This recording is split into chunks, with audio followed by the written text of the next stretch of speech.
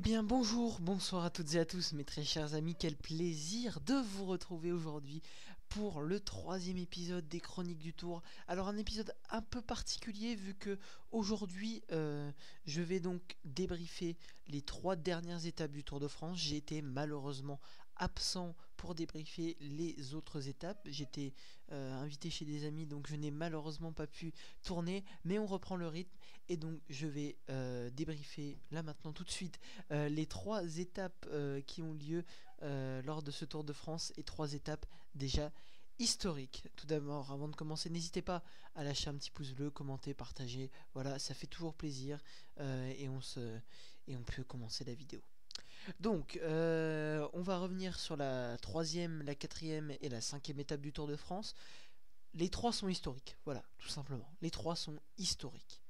Première étape, donc la troisième entre Plaisance et Turin, dernière étape d'Italie après pleinement italienne, après 2 jours complètement compliqués pour les sprinteurs. C'était la première occasion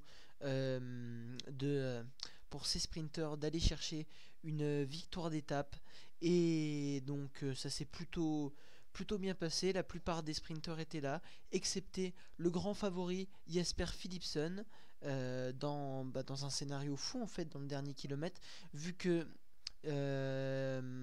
tout d'abord son poisson pilote Mathieu Van Der Poel crève à 7 km de l'arrivée et donc ne peut pas emmener Jasper Philipsen, et dans le dernier kilomètre Jasper Philipsen tombe et donc pas de victoire pour cette équipe alpecin de Koenig qui va malheureusement devoir attendre la prochaine opportunité.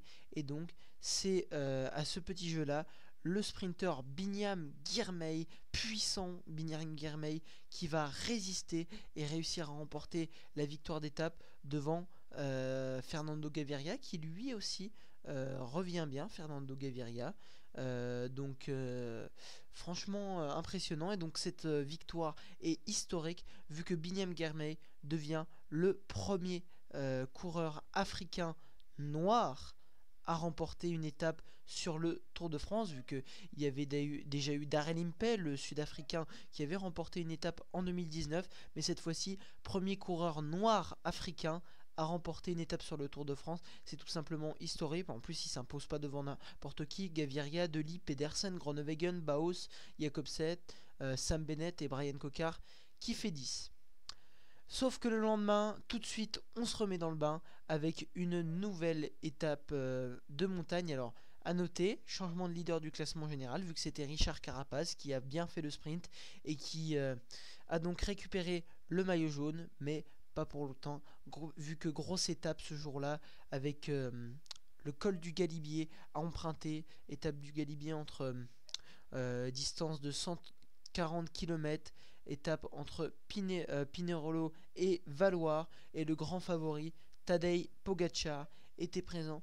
Et donc après une échappée qui a été vivement maîtrisée par le peloton et les équipiers de Tadej Pogacar qui ont mis un tempo d'enfer toute la journée, on attaque le Galibier et c'est parti pour le rouleau compresseur UAE Team Emirates, avec comme dernière échelle du de la fusée Joao Almeida et Juan Ayuso qui ont imposé un tempo d'enfer. Le maillot jaune ne peut pas suivre Richard Carapaz, et puis derrière ça craque petit à petit. Guillaume Martin distancé, Peyo Bilbao, Jane Lay, Jack Egg, Simon Yates qui craque lui aussi, Steph Kras, Ilan Van Widler, Garen Thomas qui a lâché, Félix Gall, Matteo Jorgensen, Egan Bernal, Adam Yates qui est le dernier troisième du Tour de France qui lui aussi a craqué, Primoz Roglic. Et on s'est retrouvé avec une explication à deux à la base, vu que Tadej Pogacar a attaqué à 2 km, 1 km même je dirais du sommet, et Primoz Roglic n'a pas pu suivre. Mais par contre Jonas Vingegaard, le deuxième grand favori, a tenté de suivre l'attaque, mais il n'a pas réussi à prendre la roue de Tadej Pogacar. Au contraire, il a laissé Pogacar s'envoler dans la descente. Il va prendre du temps, près de 34 secondes d'avance, et au final Tadej Pogacar vient remporter cette étape de prestige en solitaire. Victoire de Tadej Pogacar devant Vingegaard, Remco Evenepoel qui aura bien amorti le choc, Remco Evenepoel et Jonas Vingegaard. Primoz Roglic reste avec les favoris. Joao Almeida également est presque dans le même temps que tous les autres favoris. Et au classement général, cela donne Tadej Pogacar, nouveau maillot jaune de cette étape, devant Remco Evenepoel qui grimpe sur le podium, Jonas Vingegaard 3ème, Juan Ayuso 4ème, Primoz Roglic 5ème, et loin et un peu plus loin, Joao Almeida, Mikel Landa, Egan Bernal se partagent le top 10. Donc grosse étape pour le général, et le lendemain, étape beaucoup plus calme avec tout de même 177 km à parcourir entre Saint-Jean-de-Maurienne et Saint-Vulbas, et la étape complètement historique. On s'attendait à voir Jesper Philipsen, on s'attendait à voir Mats Pedersen, Groenewegen, Jakobsen, Guilhermet, éventuellement Arnaud Delis. Et pourtant, mes amis, vous le voyez à ma droite, c'est Mark Cavendish qui est venu s'imposer. À la surprise générale, Mark Cavendish, l'homme de l'île de Man, est venu chercher sa 35e victoire d'étape sur le Tour de France. Il partageait le record de victoire d'étape avec Eddy Merckx depuis son quadruplé en 2021 sur le Tour de France, et où il avait d'ailleurs ramené le maillot vert. Il n'était pas passé loin d'aller chercher cette 35e victoire d'étape avant sa chute, et donc voilà, hein, c'est tout de même un accomplissement pour Mark Cavendish, lui qui en a fait du temps, qui a fait énormément de sacrifices pour pouvoir rester sur le niveau professionnel. Et là, il s'impose à merveille, Mark Cavendish, devant tout le monde à la surprise générale. Alors, sprint assez houleux tout de même, avec beaucoup de coups d'épaule, beaucoup de coups de coude. C'était compliqué, mais l'essentiel est là pour Mark Cavendish et cette équipe Astana qui réussit son tour, qui repart avec une victoire d'étape. Donc voilà, 3 vainqueurs d'étape exceptionnels: Binyam Girmay pour l'histoire, Cavendish pour l'histoire, et puis Pogacar qui vient frapper un grand coup au général, qui possède actuellement Tadej Pogacar 45 secondes d'avance sur Remco Evenepoel et 50 sur Jonas Vingegaard. Le prochain acte de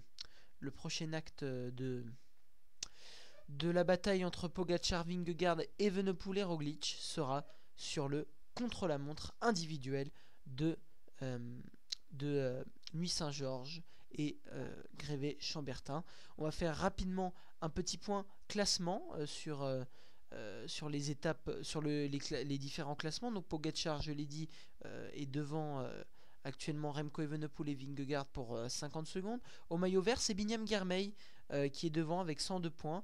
Au classement du meilleur grimpeur, c'est toujours Jonas Abrahamsen avec 25 points devant Tadej Pogacar et Valentin Madouas. Le classement du meilleur jeune, Remco Evenepoel est en tête. Le classement de la meilleure équipe, c'est bien évidemment l'UAE Team Emirates. Au niveau de la combativité, on a eu plusieurs combatifs, mais voilà, pour l'instant, ce sont surtout les équipes Groupama FDJ et Total Energy qui ont tenté de jouer ce classement. Voilà mes très chers amis, je vous remercie d'avoir écouté cette vidéo pour les chroniques du Tour de France. On se retrouve pour le débrief de la 6e étape tout à l'heure. Et je vous donne rendez-vous pour une petite surprise pour la journée de repos. La programmation devrait être faite, mais voilà, je compte sur votre présence. Vous aurez le droit à une vidéo un peu particulière pendant la journée de repos. Sur ce, mes très chers amis, je vous souhaite à tous une très bonne soirée. C'était Elio. Ciao.